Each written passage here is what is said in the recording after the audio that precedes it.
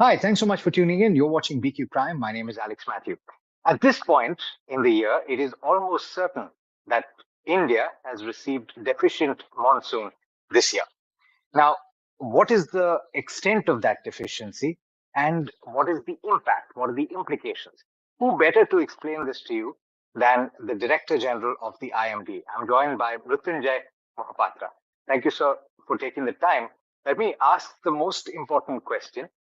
What are the expectations for September? We've had one of the driest Augusts in quite a while. What are the expectations for September and therefore for the whole of this season? How much rainfall will India likely have received? Yeah, as you told that August has been one of the lowest monsoon rainfall months in the recorded history of India Meteorological Department since 1901. But there is a good news. In the month of September, there will be revival of monsoon. We are expecting the revival should commence around 3rd or 4th of September with increase in rainfall activity to commence with over east and east central India, adjoining peninsular India, and gradually it will move towards the western parts of the country. As the forecast issued today, the rainfall during month of September is expected to be anything between 91% to 109% of the long period average. The long period average rainfall based on data of 1971 to 2020 during the month of September for the country as a whole is about 167 millimeters. So further, if we just look at the distribution of rainfall in the month of September, as per the prediction, rainfall activity is expected to be normal to above normal over east central India, eastern India, northeast India, and adjoining peninsular India. It is expected to be below normal over western parts of the country, including western parts of northwest India, west central India, and western parts of south India. But one more point is that monsoon starts withdrawing in the month of September. Therefore, normally, northwest India does not get much rain in the month of September. The area which gets good rain in the month of September, as per prediction, is expected to get good rain. So therefore, the rainfall in September can reduce the deficiency what we have seen in the month of August. Okay. But there is some positive points in the rainfall in August in the sense that till July, the area which was not getting good rainfall, especially eastern India, including East UP, Bihar, Jharkhand, against West Bengal, that area would get good rainfall activity in the month of August. Okay. Now, you've actually described quite a wide range for September. Correct me if I'm wrong. I heard 91 to 109% of the long period average. Explain to me, sir, best case scenario, worst case scenario. What are the implications for the whole period for India before we get into the nitty-gritties of spatial distribution? Yeah. The range what I told you, it's a little large as compared to the month of July and August because of the large variation in the month of September. The rainfall in the month of September shows large-scale variation from year to year. And the error limit, what is prescribed in our forecast, that is based on the variation in the past. So therefore, it is 91% to 109%. Now, if you look at the implications, so when I say the normal rainfall activity, and I'm telling that it will be better than August, and it can compensate the deficiency what we realized in the month of August. Certainly, the scenario what we have today now, that is going to improve. And as of today, the all India rainfall is 10% below normal. When rainfall is within plus minus 10%, it is considered as normal. And below minus 10, that means if it is less than 90% of the long period average, it's called as deficient monsoon rainfall. So therefore, based on the forecast issued today, based on the realized rainfall till today, the implication of this forecast is that this year it will not be a deficient year. Okay, so my understanding was incorrect. I thought that if it was beyond 10%, it would be a drought-like situation, and that is not the case. And that is deficient here.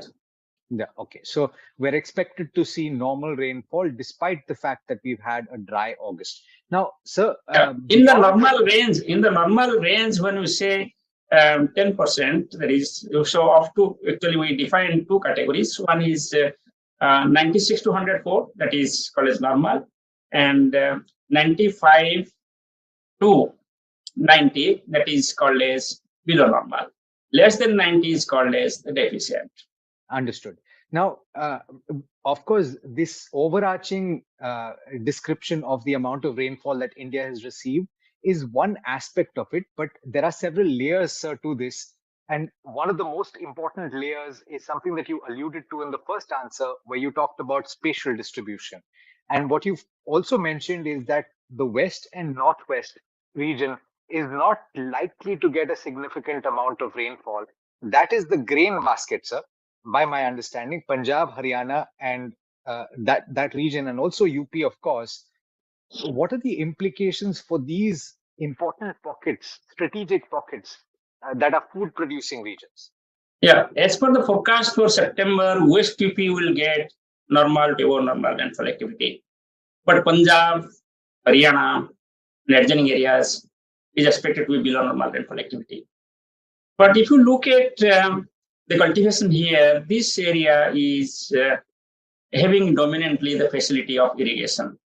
And we have got large reservoirs and dams, therefore, water is available for irrigation.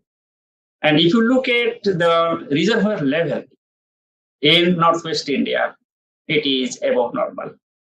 So therefore, there should not be any problem for irrigation for this area. Okay. So, and this is my last question.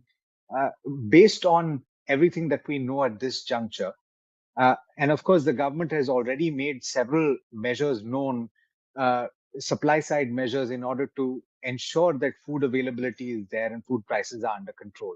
But the fear is that there are implications for food production. So therefore, I'm asking, in a worst case scenario, we already described the Punjab and Haryana situation. You said that West UP is going to get rainfall. But in a worst case scenario, which areas could potentially get deficient rainfall, and is there therefore an implication for food production? So as long as food production goes, the paddy contributes a major amount. And this year, as per the statistics prepared by Agriculture Department, the sowing area for paddy has been higher compared to last year. And it is possible because rainfall has been quite distributed across the country. Till July, there was good rainfall activity, as there was 13% above normal rainfall. And July is the main sowing month, sow and transplantation for the paddy. Therefore, the major activity has taken place in the month of July. In the month of August, the area which did not get rainfall, like East UP, Bihar, Jharkhand, and West Bengal, and these areas which are predominantly cultivating paddy, have got good rainfall activity in the month of August. Therefore, paddy cultivation in this area is also not so much adversely affected compared to the other areas. So therefore, if you ask me, once sowing is good or transplantation is good, a major care is taken for sustenance of the vegetation, and afterwards there should be rainfall activity. And in the month of September, we are expecting good rainfall activity. So therefore, for country as a whole, there should not be any such difficult situation. But as far as your question is concerned, what will happen considering the total amount of rainfall in the season, say past to 30 September, the area which are likely to be affected by the deficient rainfall is the interior part of the peninsula. So where we can expect the deficient rainfall activity, especially the western part, say for interior Karnataka, interior Maharashtra. So these are expected to have the deficient rainfall, and again, therefore, the cultivation in this area would be impacted. Otherwise, remaining parts of the country, I don't think so would have any such adverse impact.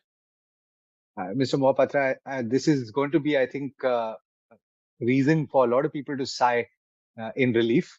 And so thank you so much for that clarification.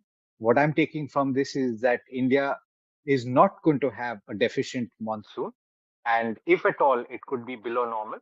There is, of course, a wide range of possibility. We'll touch base with you once we have some clarity on the monsoon distribution in the month of September. Thank you so much for taking the time and for speaking to BQ Prime. Thank you.